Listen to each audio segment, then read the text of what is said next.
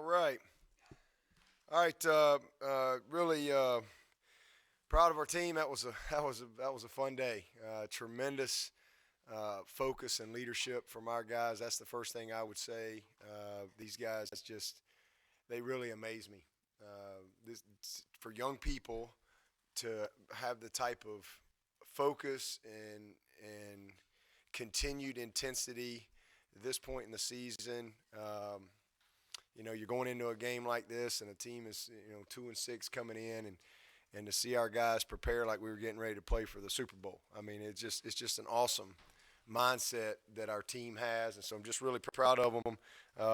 First and foremost, so I want to thank the leadership of that we have in place. These guys are just incredible. But definitely a good start to November in this phase of our season.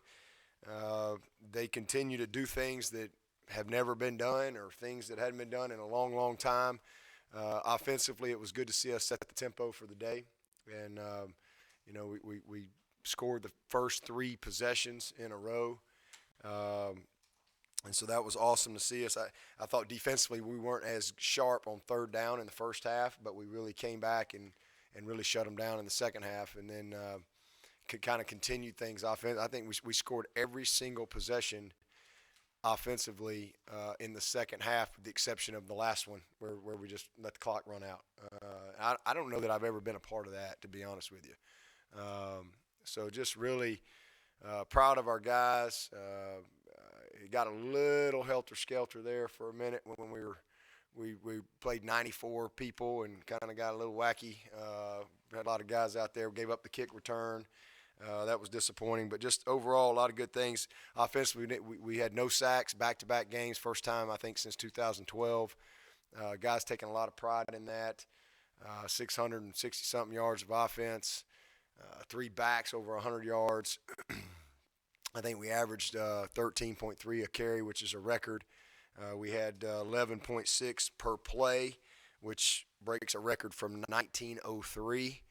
And I think the other thing was the points scored in a 4-game span broke the record from 1900. I think John Heisman was coaching here, so some guy named John Heisman.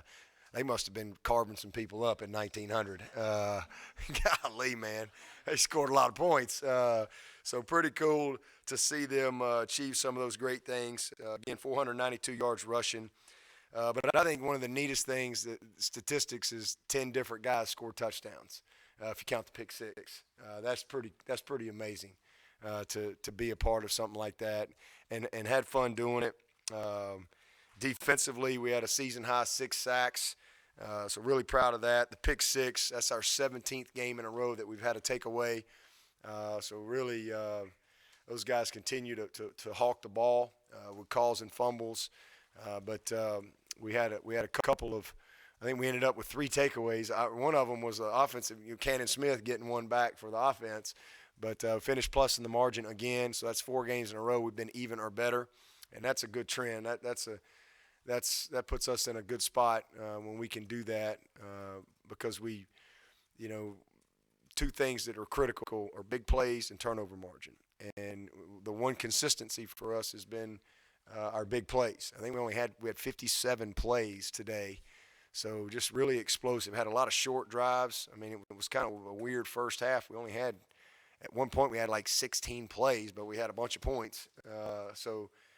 Really just proud of our guys for staying focused, and again, defensively, the turnovers. Good to see Tanner break on that ball. I thought that was a great pick. Good to see Isaiah get rewarded for his and to finish the play. Because we've dropped some this year. So to see us finish a couple of them that we got our hands on was really good to see.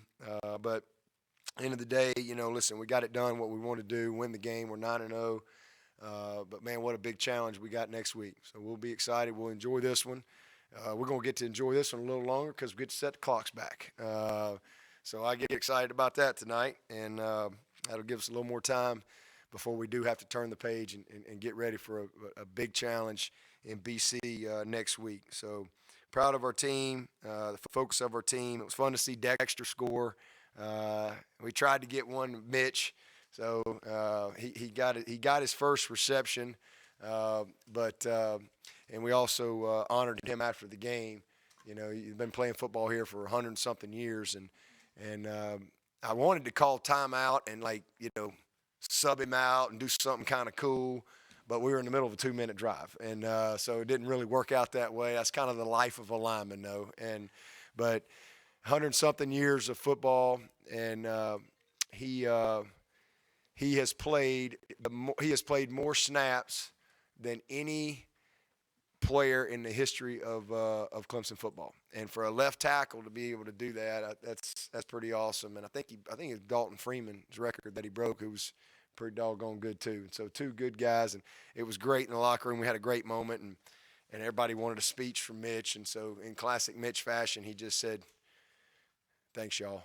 That's all he had. So really just proud of him. It was a really cool moment, and we'll move on to the next one.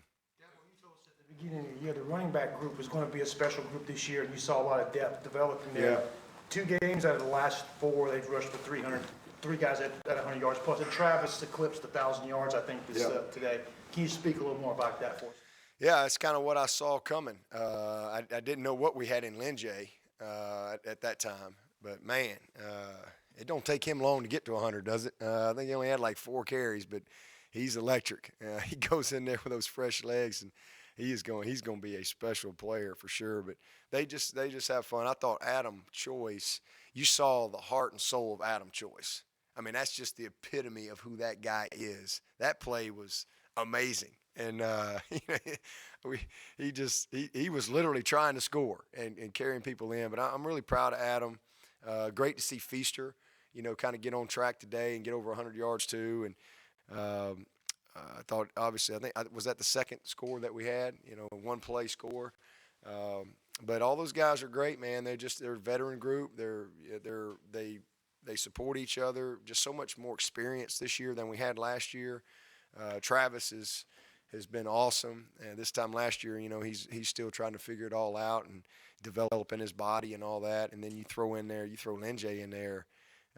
We've got the type of depth that you need to have a championship caliber, you know, team. And so really proud of them, and give the credit to the offensive line and our tight ends too. Those guys, they did a great job. That was a big objective today, was to be able to run the football. We felt like they would play a little more 2 safety type stuff on us, so an opportunity to cover people up and not have so many unblocked guys and things like that, to where we could get our backs to the second level. And that's what happened, and they did a great job. So good to see. I think ET had over 150, and he didn't have many carries, and didn't play much in the second half. So just a great day, you know, for those guys. How special was it to have Gene Stallings here today, and he got to see his grandson J.C. Chalk make a catch for a first down? Yeah, Coach Stallings came actually Wednesday night, so I've been with Coach Thursday, Friday, and today, and he has coached me up well for 3 days. We've had a lot of fun. He actually sat in our staff meeting Thursday morning and spoke to the team Thursday afternoon, and got a chance to see practice Thursday, and came out to practice yesterday. And the crazy thing about it, and it's just, you know, kind of crazy how the good Lord works, but we had this was a game that I had a lot of former teammates that just so happened to be coming. And obviously I got some guys on my staff that are connected to Coach too. So we had a really cool moment before the game. I think it was about 17 or 18 of us. And then even the safety coach from Louisville, Lorenzo Ward, who was a teammate of mine, who used to be at South Carolina. He's at Louisville now. He came over and got in the picture. So that was a really neat moment. You know, Coach is 83, 84, and you don't know how many opportunities you're going to get him here for a game and things like that. So it was a special day. I'm glad JC got in there and got a chance to get a catch too. But it was a fun day, and I know he was smiling when we jumped in the I formation up there on the goal line and handed to that big number 90. No doubt about it. Dabo, what's the story behind adding Patrick McClure to the team, and how good of a job has he done as a scout team quarterback?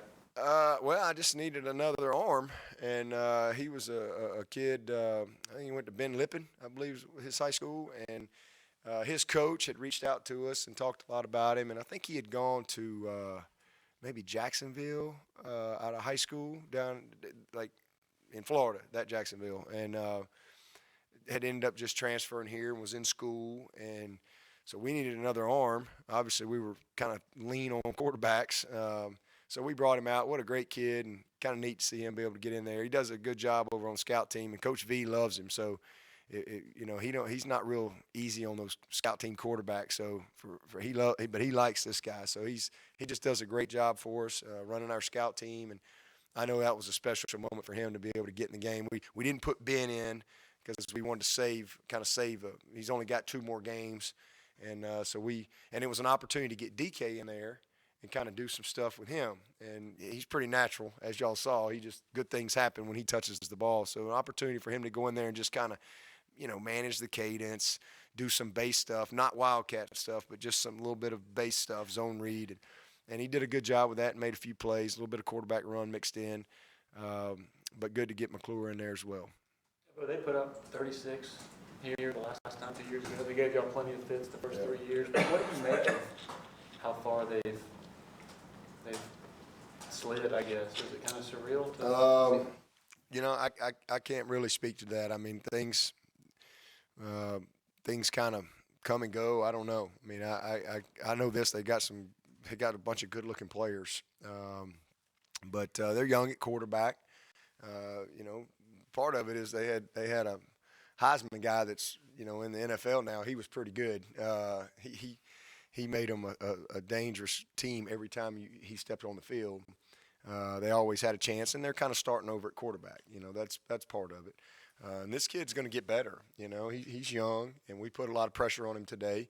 But that's I'd say the biggest thing. They've got good players, and I don't know if they've had injuries. I don't think so. I think they're pretty solid, complete team as far as an injury standpoint. But I think the biggest thing is just kind of starting over at quarterback. But Bobby's a great football coach. I mean, I was really concerned coming into this game schematically of making sure that we had the right mindset defensively, because they can embarrass you if you're not locked in, because they know how to attack you. They're very well coordinated. They know what they're doing, and so, man, you better be dialed in and have the mindset, because they're a physical team and everything's built off the run. If they can get any type of run game going, then he can manipulate you big time with the boots and nakeds and the play action pass. Just proud of our guys. Dabo, go back to Tanner Muse. Last year, he seemed to get picked on from time to time. This year, it seems like he's really settled down back there and is found out where to place his feet and where to be. Can you speak on Tanner a little bit? Yeah, he's so much more confident. Last year he was a little bit of a cluer and a little nosy. And he was that guy that people would want to pick on because he wanted to kind of blow everything up. And so be in on every play. And so people would use that aggressiveness against him. But he's just become more disciplined. And he's just more knowledgeable. I mean, he plays more confident and fast because he sees it. He can anticipate what's coming because he's so prepped. He comes in every day on his own, studies extra tape. He's just a very committed guy to his preparation. And so he knows. I mean, defensive football is formation recognition, strategic situation, what comes off of it. And so he gets it. And that's the biggest thing. And then as he's had some success, last year, I guess he was a first-year starter for us. So, guys get better. If you got talent, you get a lot better. And he certainly has talent, and his awareness and everything else has just improved tremendously. Special moment for you and Will on the sideline after he scored that touchdown. He nearly had one in Tallahassee last week. What did you say to him, and how frustrating was that for him last week? Oh, shoot. He just kind of, he was frustrated, but it is what it is. You just go on the next play. That's football. But I was happy for him. Those guys, Tony made a good call, and it was well blocked. It looked like a pretty good run in there. But his teammates, the biggest thing for me is just seeing his teammates happy for him, because they all know Will's a grinder, man. He's had a great camp and has worked really hard. So good to see him be rewarded with that, and that was a pretty cool moment. As a dad too, to just kind of see him out there. And then he got jacked up on the punt return. I think he got a penalty on that. He's kind of a magnet out there for big hits, but I'm proud of him. I really am. That was real cool. And hopefully it'll be a good night in the Swinney house tonight, and Kathleen might make me some dessert or cook me a good dinner or something. I don't know. So I was happy for him. Coach, you spoke about Mitch's record. What is someone like Mitch, who maybe doesn't get all the fanfare, all the attention, what does he mean to this team and this program? He's the model of consistency. I mean, really. I mean, he's just such a great example. He's a very quiet leader. He does not say a whole lot, and really never has. But he's got a great personality. But on the football field, he is so competitive and so consistent. You're talking about a kid that has started at left tackle since he was a true freshman, and been in 3 playoff games. He's played Alabama 3 times. He's been in 2 national championship games, and he's always there. He's always there. You can just kind of count on him, and he practices the right way. He's always prepared. He's an excellent student. I mean, he's everything that you want a guy to exemplify in our program. And so and it's really, again, cool to see his teammates so happy for him, because they know who Mitch is and how consistent he's been. So that was a really cool thing to see him accomplish that. And I think he's maybe he needs one more game to be the all-time starter in school history. He's already got it for a position player, but I think Catanzaro started 52 games, so he needs one more game to get that done. Coach, with this win in the books, you guys have now won your last 4 games on average about 51 points. Yet you have said the last few weeks, Tuesdays, Saturdays, and then the players have been saying too that there's still potential, there's still room to grow. How much more growth is there that you see in this group compared to where they've already come this season? Well, there's a lot. I mean, the first half, that first punt, we don't line up right. I mean, and those are the things that can cost you when the scoreboard's a little tighter. Those are things you control. And we got a receiver that's not on the line of scrimmage, and so we just gotten a first down. And so now it's 2nd and 9, 3rd and 9. Now you got a punt, and you give them good field position. You get a guy ejected because we get a targeting call. And so none of that had to happen if we just do the little thing right. And so little things lead to big things. And so it's just details and being fanatical about that, having a process, when you step on the field. And you don't get out of that. So there's lots of things that we can do better, and we'll see the tape. And then the opportunity to coach some of these young guys that got in there that maybe don't get to play as much, but a chance to grow them a little bit. So defensively, like I said, I didn't think we were very good on 3rd down early at 3 3rd and longs.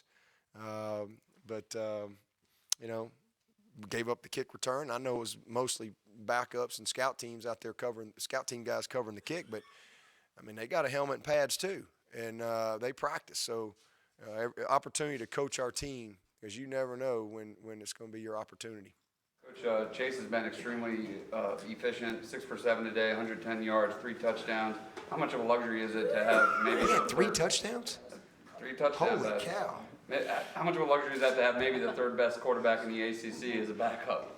Yeah, he's a good player. That's why y'all heard me say many times in the spring, and everybody want to talk about Trevor and Kelly, and I'd be like, y'all don't need to forget about this Chase Bryce guy now. He's pretty good, I'm telling y'all. And that's what you're seeing. And now what's happened is he's gotten some experience and some confidence, and he's getting all these reps in practice, and he just goes and plays. I mean, what a beautiful throw he made to Justin Ross. A great catch and finish by Justin, but an absolute gorgeous play by him. But it's nice to know that we got 2 guys that can legitimately go and play winning football at a championship level for us. Wish we had more, but right now we got 2, and a legit 2 that can get the job done. And the team has confidence in both those guys. Why wasn't Mark Fields out there? He pulled his groin, so he strained his groin and wasn't able to go on Wednesday and Thursday. How would you compare Christian's running style with Dexter's, what you saw today? I have to watch the tape. I think, but obviously Christian more fluid, more athletic. Dexter just more brute strength. Did he run over a guy? Was there a guy in the hole? I missed the replay, so I didn't get to see it. But I'm looking forward to watching the tape. Did anybody go out wide with Christian? I didn't see anybody. Well, we just kind of it's just a little split flow deal, and so I don't know if the backer flowed or not. I didn't get a chance to watch the replay. All right, thanks, Coach. Thanks. All right, guys, thank y'all.